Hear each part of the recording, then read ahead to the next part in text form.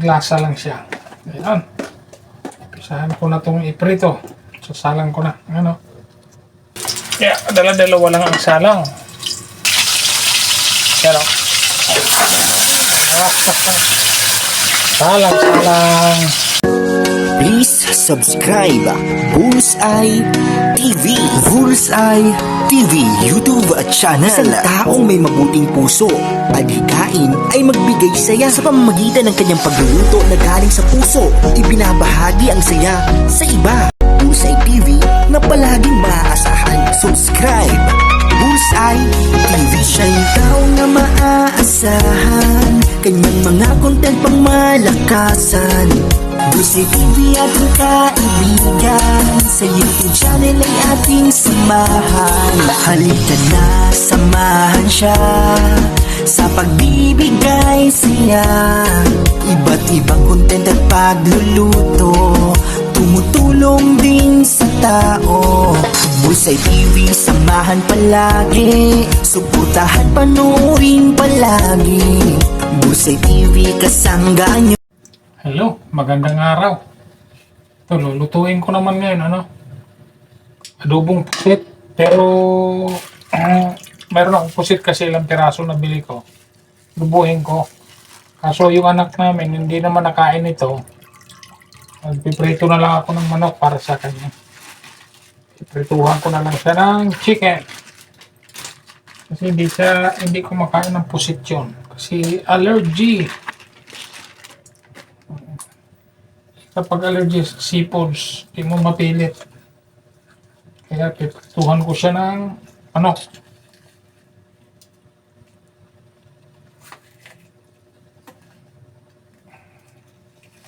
Sa amin, pwede na pusit. Pwede na ang pusit. Prito lang ako ng manok. Bandang hita lang. Lagyan ng itlog at saka harina. Pwede na. Pwede na fried chicken. Sa hita lang banda. Okay, prituhin.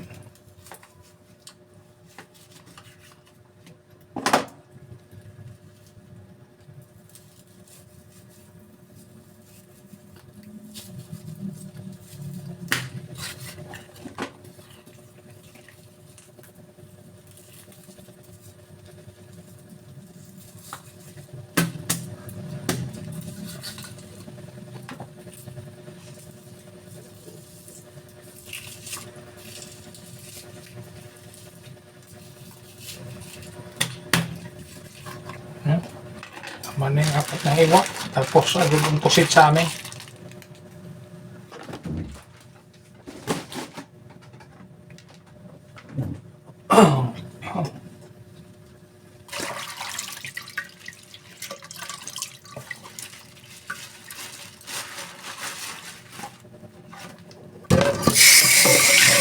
Una ko muna timplahan itong piprituhin.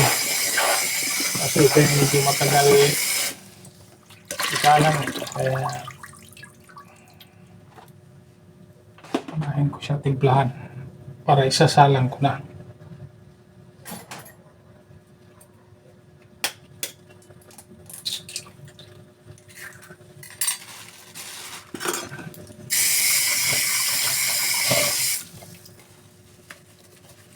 Kasi pwede yung anak ko sa pusit, silipod yung awal ko. Isda pala pwede siya, pero sa pusit, alimango, hindi talaga pwede. Kaya okay na siya dyan. Sa manok. Okay na to, lagyan ko na ng harina lang ihahalo ko dyan. Harina. Timplahan ko na lang. Kasi wala akong crispy fry. So, pwede na dyan. Happy na. Timplahan na lang. Pwede na. Timplahan na lang. Kailangan lang matimplahan.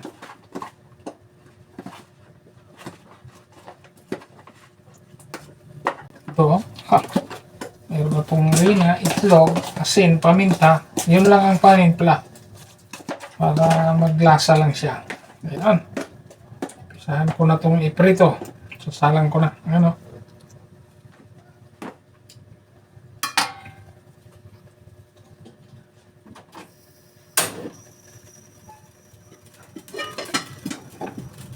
Sa kabila, mag-adobo akong pusit pag nasalang ko na ang chicken. Ayan o, sasalang na, mayroon ng mantika. Sasalang ko na siya, dahan-dahan lang, paunti-unti lang. Dahan ko lang ang apoy. Ito, salang ko na. Ayan, mahina lang ang apoy para hindi talaga masusunog.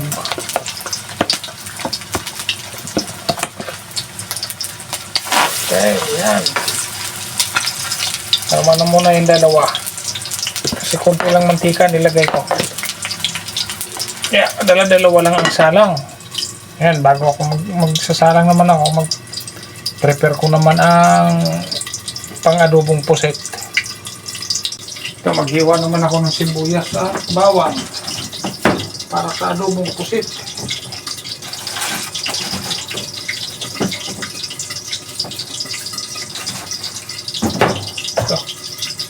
Sibuyas, bawang. Hihin ko na yung sibuyas kasi konti lang naman ang puset. Sayang, mahal ang sibuyas.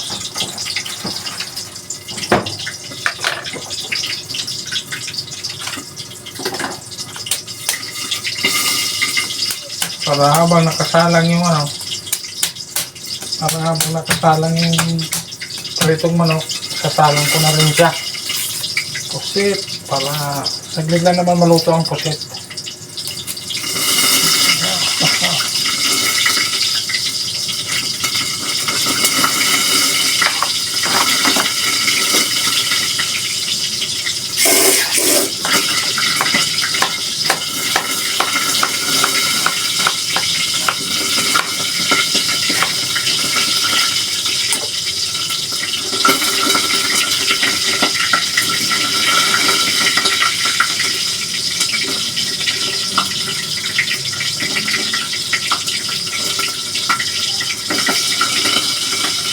Yun, isa ko na igisa.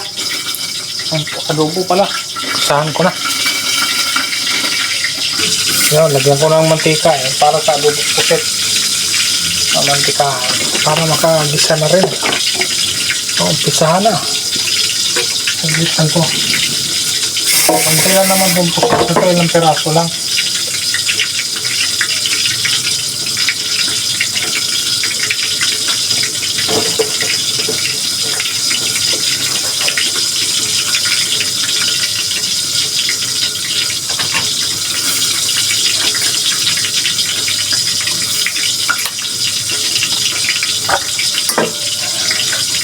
Lagyan ko na ito sibuyas bawang.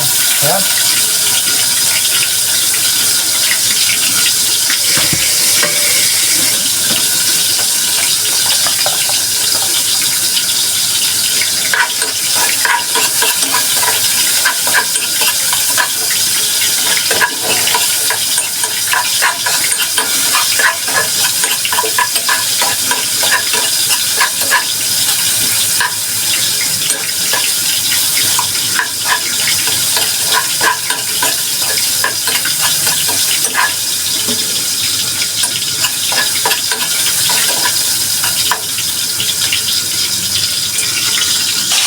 Yun, baliktarin ko na pala to. Muntik na masunog ang muntik na masunog. Kaya, baliktarin na. So, ito. Hindi na rin to. Hindi na rin salang ang puset. Pero, salang. Kaya lang po, dalawa lang yung sinalang ko, dalawa lang. Kasi ito naman yung puset. Oh. Kunti lang yan, kamahal yan, ganyan lang yan, pero halagang 100 na yan. Pero dahil gusto natin ng puset, bili tayo kahit kunti. Yan. Yun, ito saglit lang ito maluto. titimplahan ko na to. Kasi saglit lang to, panigurado.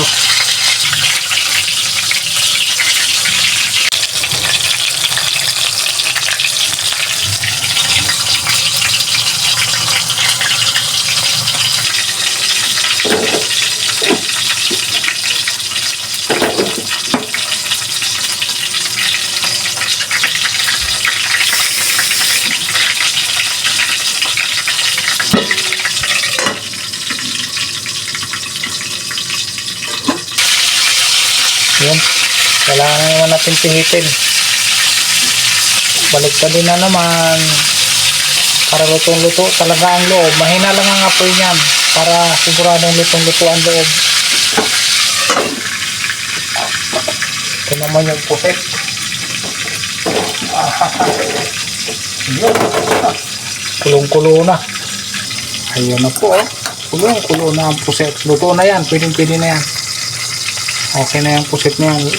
Okay na rin yung may kunting sabaw. Masarap din ang sabaw. Pero maigi din kung patuyo-tuyuin. Ito. Ano na to? Tapos nabaliktad na to. Pagkatapos ito na to. See? Para sure lang na maluto. Baliktarin lang talaga ng maigi.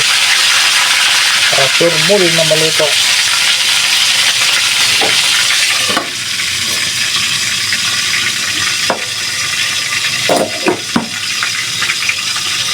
Yan, ang pusit. Okay, lutong-luto na to.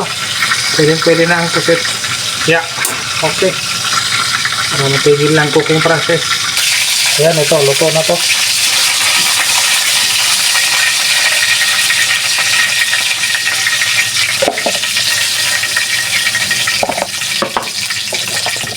Ito naman. 4 na hiwa lang to eh, kaya meron pang 2. 4 na hiwa lang yung piniprito ko. Piprituhin ko pala. Pwede na yan.